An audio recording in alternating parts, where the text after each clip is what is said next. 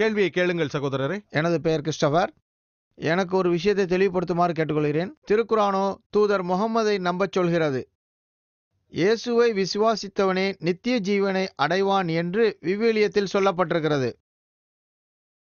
திருக்குரானை பொறுத்தவரை இயேசுவும் முகம்மதும் இறை தூதர்கள்தான் என்று சொல்லப்பட்டிருக்கிறது.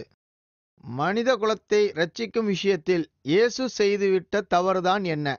இரட்சிக்க அவரால் முடியாமைக்கு காரணம் என்ன? இதை எனக்கு தெளிவுபடுத்துமாறு கேட்டுக்கொள்கிறேன். சகோதரர் நல்ல கேள்வியை கேட்டிருக்கிறார். திருக்குரான் முஹம்மது ஸல்லல்லாஹு அலைஹி வஸல்லமை நம்புங்கள் என்கிறது. வேதாகமம் இயேசுவை நம்புங்கள் நித்திய ஜீவனை அளிப்பார் என்கிறது.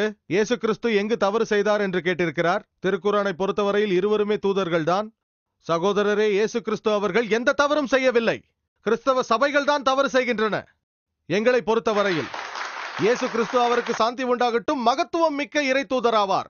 இயேசு கிறிஸ்து அவர்கள் நானே வழியும் சத்தியமும் ஜீவனுமாய் இருக்கிறேன், என்னை அல்லாது யாராலும் பிதாவினிடத்தில் வர முடியாது என்று சொல்லும் போது அவர் சரியாகத்தான் சொல்கிறார். அவர் ஒரு இறை தூதர் என்று அர்த்தம். அதையே தான் நபிகள் நாயகம் அவர்களும் சொல்லியிருக்கிறார். இயேசு வாழ்ந்த காலத்தில் யோவான் எழுதிய சுவிசேஷத்தை பொறுத்தவரையில் அதிகாரம் 14 வசனம் 6 இயேசு கிறிஸ்து சொல்லி இருக்கிறார், நானே வழியும் சத்தியமும் ஜீவனுமாய் இருக்கிறேன், என்னாலே அன்றி ஒருவனும் பிதாவினிடத்தில் வரான் என்கிறார். ஆகவே நீங்கள் இயேசு கிறிஸ்துவின் போதனைகளை பின்பற்றினால் நீங்கள் பிதாவினிடத்திற்கு செல்வீர்கள், சொர்க்கத்திற்கு செல்வீர்கள். நித்திய ஜீவன் என்றால் சொர்க்கம் என்று பொருள்.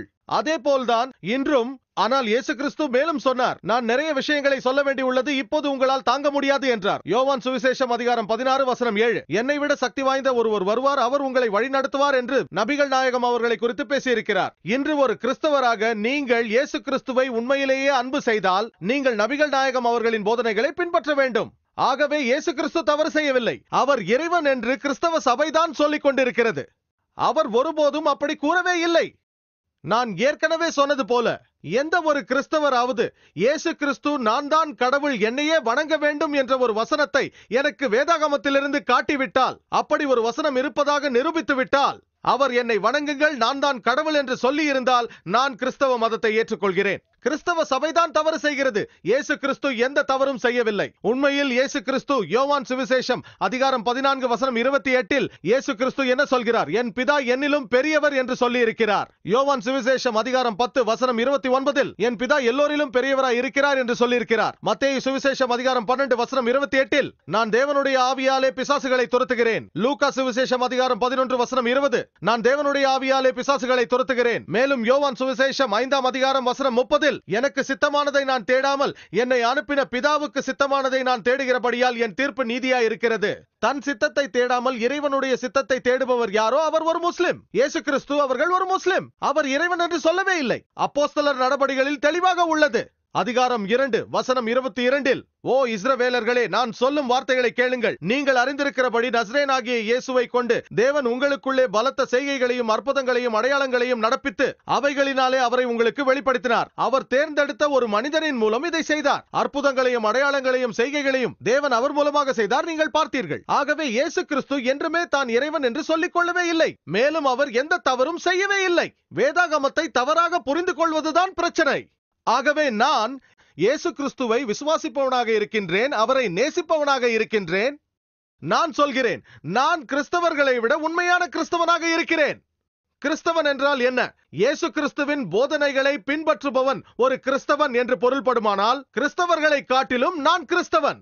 மேலும் மத்தேயு எழுதிய சுவிசேஷத்தில் இயேசு கிறிஸ்து சொல்கிறார், அதிகாரம் 5 வசனங்கள் 17 20 வரை தீர்க்க தரிசனங்களை அழிப்பதற்கு வந்தான் என்று எண்ணிக்கொள்ளாதேயுங்கள். அழிப்பதற்கு அல்ல, நிறைவேற்றுவதற்கே வந்தேன். வானமும் பூமியும் ஒழிந்து போனாலும் நியாயப்பிரமாணத்தில் உள்ளதெல்லாம் நிறைவேறும் அளவும் ஒரு எழுத்தின் உறுப்பாகிலும் ஒழிந்து போகாது என்று மெய்யாகவே சொல்கிறேன். ஆகையால் இந்த கற்பனைகள் எல்லாவற்றிலும் சிறிதான ஒன்றையாகிலும் மீறி மனுஷருக்கு போதிக்கிறவன் பரலோக ராஜ்யத்தில் எல்லோரிலும் சிறியவன் எனப்படுவான். இவைகளை கைகொண்டு போதிக்கிறவனோ பரலோக ராஜ்யத்தில் பெரியவன் எனப்படுவான். வேதபாரகர் பரிசேயர் என்பவர்களுடைய நீதியிலும் உங்கள் நீதி அதிகமாயிராவிட்டால் பரலோக ராஜ்யத்தில் பிரவேசிக்க மாட்டீர்கள் என்று உங்களுக்கு சொல்கிறேன். ஆகவே இயேசு கிறிஸ்து அவர்கள் பழைய ஏற்பாட்டில் உள்ள எந்த சட்டத்திட்டத்தையும் மாற்றவோ மறைக்கவோ கூடாது என்கிறார். வேதாகமத்தில் பழைய ஏற்பாட்டில் லேவியராகமம் 11 அதிகாரம் வசனங்கள் 7 மற்றும் 8 மேலும் உபாகமம் அதிகாரம் 14 வசனம் 8 மேலும் ஏசாயா புத்தகம் அதிகாரம் 65 வசனம் 2 5 பன்றி இறைச்சியை புசிக்க கூடாது என்று சொல்லப்பட்டிருக்கிறது. கிறிஸ்தவர்கள் புசிக்கிறார்கள், முஸ்லிம்கள் புசிப்பதில்லை.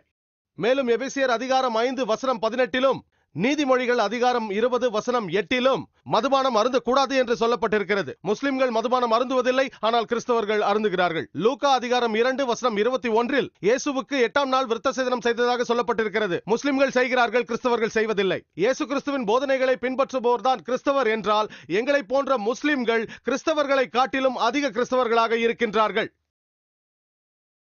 இயேசு கிறிஸ்துவை நாங்கள் விசுவாசிக்கின்றோம், அவரை நேசிக்கின்றோம், அவரை கண்ணியப்படுத்துகின்றோம், ஆனால் வணங்குவதில்லை. ஏனென்றால் அவர் இறை தூதர் தானே தவிர இறைவன் அல்ல. இதுவே எனது பதில். இயேசு கிறிஸ்து இறை தூதர் என்று நம்புகிறீர்களா? ஆம், நம்புகிறேன். முகமது நபி அவர்கள் இறை தூதர் என்று நம்புகிறீர்களா? அது எனக்கு தெரியாது. இல்லையா? ஏனெனில் நான் விவிலியத்தை விசுவாசிக்கிறேன். ஆனால் யோவான் சுவிசேஷத்தில் வேதாகமத்தில் சொல்லப்பட்டிருக்கிறது. அதிகாரம் 16 வசனங்கள் 12 14 வரையிலும் இன்னும் அநேக காரியங்களை நான் உங்களுக்கு சொல்வதாய் இருக்கிறது, அவைகளை நீங்கள் இப்பொழுது தாங்க மாட்டீர்கள். சத்திய ஆவியாகிய அவர் வரும்போது சகல சத்தியத்திற்குள்ளும் உங்களை நடத்துவார். அவர் தம்முடைய சுயமாய் பேசாமல் கேள்விப்பட்ட யாவையும் உங்களுக்கு அறிவிப்பார். யாரை குறித்து இயேசு கிறிஸ்து இங்கு பேசிக் கொண்டிருக்கிறார்? யாரை குறித்து? நீங்கள் வேதாகமம் படித்ததில்லையா? படித்திருக்கிறேன். அவர் பரிசுத்த ஆவியை குறித்து பேசுகிறார். ஆம், மிகவும் நல்லது. உங்களுக்கு வேதாகமம் குறித்து தெரிந்திருக்கிறது. சத்திய ஆவி என்று இயேசு கிறிஸ்து சொல்லுவது பரிசுத்த ஆவியை குறித்து தான் என்று நீங்கள் சொல்லுகிறீர்கள். அந்த அதிகாரத்தில் சில வசனங்களுக்கு முன்னால் பாருங்கள். யோவான் அதிகாரம் 16 வசனம் 7 அது சொல்கிறது, நான் போகிறது உங்களுக்கு பிரயோஜனமாய் இருக்கும், நான் போகாதிருந்தால் தேற்றவாளன் உங்களிடத்தில் வரார்.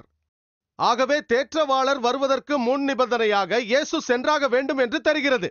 நான் போய்த்தான் அவரை அனுப்புவேன் என்கிறார் இயேசு. இயேசு கிறிஸ்து இந்த பூமிக்கு வருவதற்கு முன்பாக பரிசுத்த ஆவி இந்த பூமியில் இருந்தது. இயேசு கிறிஸ்து வந்த பிறகும் பரிசுத்த ஆவி பூமியில் இருந்தது. எலிசபெத்தின் கருவிலும் பரிசுத்த ஆவி இருந்தது. இயேசு கிறிஸ்து ஞானஸ்நானம் எடுக்கும் பொழுதும் இருந்தது. ஆகவே இது எப்படி பரிசுத்த ஆவியாக இருக்க முடியும் சொல்லுங்கள்? அப்படி என்றால் உங்களுக்கு வேதாகமம் புரியவில்லை. இயேசு கிறிஸ்து வேதாகமத்தில் என்ன சொல்லியிருக்கிறார்? நான் போகவில்லை என்றால் தேற்றவாளர் வரமாட்டார் என்கிறார். நான் போனால் தான் அவரை அனுப்ப முடியும் என்கிறார். இந்த சத்திய ஆவியானவர் வருவதற்கு நிபந்தனை என்னவென்றால் இயேசு கிறிஸ்து சென்றாக வேண்டும். இயேசு கிறிஸ்து இருந்தால் தேற்றவாளர் வரமாட்டார்.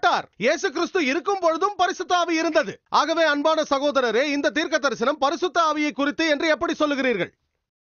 வேதாகமத்தை புரிந்து கொள்ள எனக்கு உதவுங்கள். ஓகே. அது பரிசுத்த ஆவியை குறித்து பேசவில்லை. அது பேசுவது நபிகள் அவர்களை குறித்துத்தான். இதே தீர்க்க தரிசனம் பழைய ஏற்பாட்டிலும் வருகிறது. உபாகமம் புத்தகத்தில் அதிகாரம் 18 வசனம் 18 உபாகமம் அதிகாரம் 18 வசனம் 19 ஏசாயா புத்தகம் அதிகாரம் 29 வசனம் 12 உன்னத பாட்டு அதிகாரம் 5 வசனம் 16 புதிய ஏற்பாட்டில் யோவான் சுவிசேஷம் அதிகாரம் 14 வசனம் 16 யோவான் சுவிசேஷம் அதிகாரம் 15 வசனம் 26 யோவான் சுவிசேஷம் அதிகாரம் 16 வசனம் 7 அதிகாரம் 16 வசனம் 12 14 இந்த அனைத்து தீர்க்க தரிசனங்களும் முகமது நபி அவர்களை குறித்தே பேசுகின்றது. விவிலியத்தில் முகமது ஸல்லல்லாஹு அலைஹி வஸல்லம் என்ற தலைப்பில் நான் பேசியிருக்கிறேன். இப்பொழுது நான் கேட்கிறேன், நீங்கள் வேதாகமத்தை நம்புகிறீர்கள் என்றால் முகமது நபி அவர்களின் வருகையை இயேசு கிறிஸ்து தீர்க்க தரிசனமாக சொல்லியிருக்கிறார். முகமது நபி அவர்கள் தான் கடைசி இறை தூதர் என்று இயேசு சொன்னதை நீங்கள் ஏன் நம்ப மறுக்கிறீர்கள்? அப்படி என்றால் நீங்கள் இயேசுவின் பாதி போதனைகளைத்தான் நம்புகிறீர்கள், மீதியை அல்ல. தேற்றவாளர் வருவார் என்றுதான் விவிலியத்தில் சொல்லப்பட்டிருக்கிறது. அவர் யார், அவருடைய பெயர் என்ன என்பது பற்றி எல்லாம் எதுவும் குறிப்பிடப்படவில்லை. சரி, உன்னத பாட்டு அதிகாரம் 5 வசனம் 16 நான் எபிரேய மொழியில் சொல்கிறேன்.